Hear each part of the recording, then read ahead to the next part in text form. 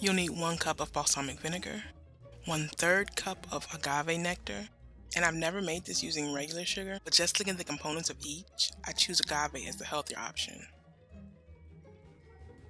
You'll also need about 2 100-gram blocks of feta cheese, about 1/4 cup of fresh basil leaves, 1 tablespoon of sliced onion, and about 1/4 of a seedless watermelon. Begin by adding the balsamic vinegar to a cold pot designated for boiling.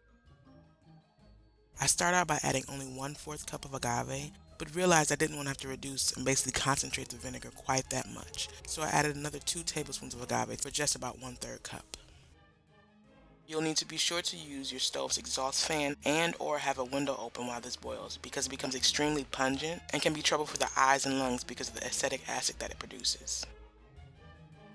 After about 15 minutes, and once it's reduced to a point that it begins to coat a spoon for just about 5 seconds, you can then turn off the heat and allow it to cool. For the salad, begin by thinly slicing the feta into 1.5 by 2-inch rectangles. Next, slice the watermelon into the same dimensions, having about triple the thickness of the cheese. I cut it so that it has a 90-degree angle on all sides. There will be some odd remnants of watermelon left over, but that's nothing a spoon and an appetite won't fix. Do your best to make the slices approximately the same size, but in the end it will be dressed up quite a bit, so you don't really have to break out a ruler for this. Assemble the salad by first placing the watermelon on the plate, followed by the cheese. I need watermelon. You do? Are you making them like buildings?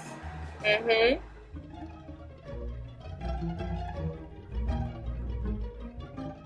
Next, prep your basil,